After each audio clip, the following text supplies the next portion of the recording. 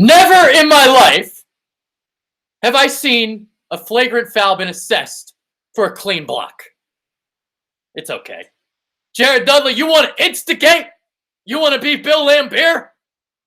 All you did was wake the Sixers up. So right after that play, you had a Donnybrook. Jimmy Butler gets ejected. Jared Dudley gets ejected. Sixers go down by 8 points after Jared Allen hits 2 free throws. But you know what Joel Embiid did in the fourth quarter? Put the team on his back. You know what happened with the Sixers after that? They got aggressive. No, they didn't hit a three-pointer for 27 minutes, but they started attacking the paint. Joel Embiid, he didn't start hovering along the perimeter anymore. He got his ass on the block, and he started to do work. Like I said, 12 points in the fourth quarter, 31 points overall, 16 rebounds, 7 assists, 6 blocks. And Mike Scott with the mic drop, 18.6 ticks on the clock, hits the three-pointer, a broken play where Joel Embiid fumbles the basketball, flips it into the corner, and Mike Scott hits the three. What you got to say now, Jared? Okay, let me put my hands down because it's sore trying to keep them up that long. Oh, my God. Woo! What a game.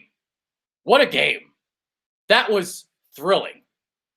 That was awesome. That was the type of team chemistry, team building type of win. Amazing performance from Joel Embiid. Just outstanding.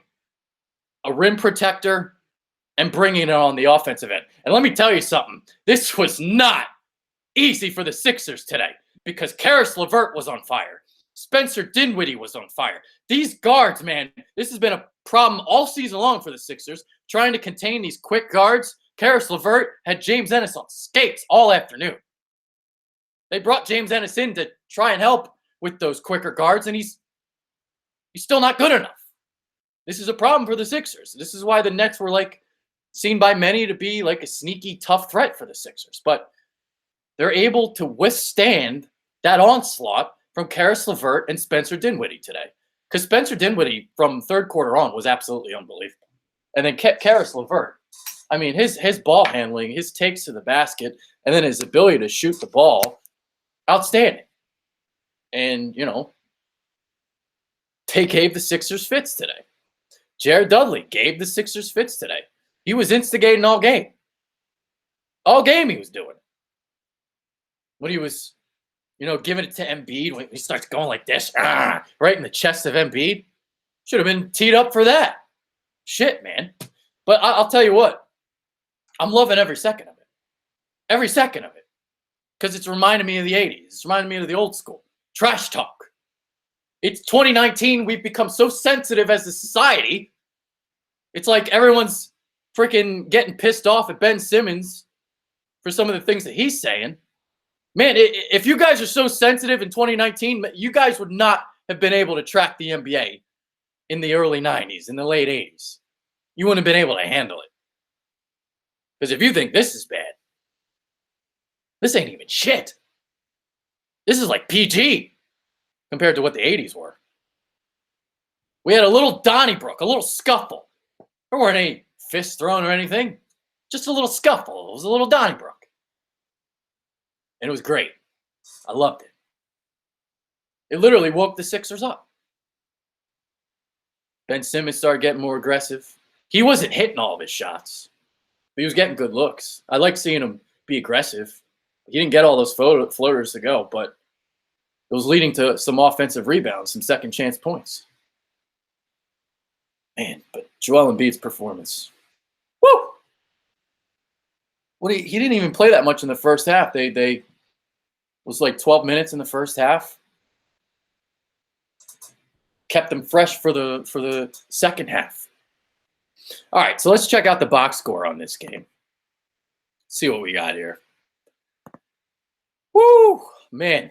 I'm still trying to calm down. Tobias Harris, another great game, by the way.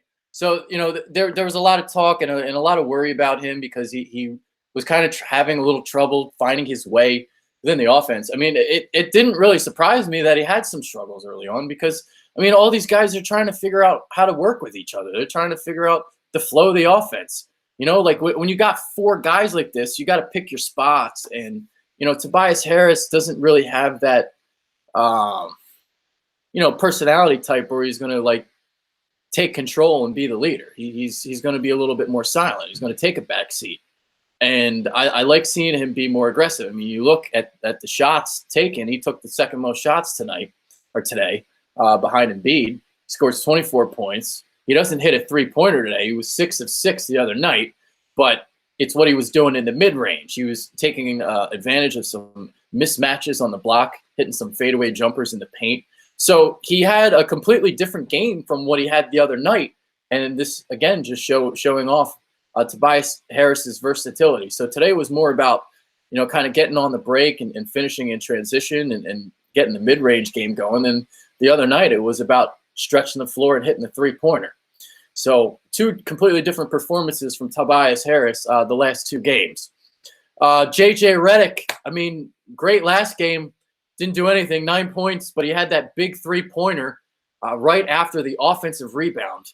I think that gave the Sixers a lead, if I remember. It was like with 50 seconds left, and that was officially their first three-pointer in 27 minutes of game action. They were, I believe, like 0 of 10, something like that, before Redick hit that three.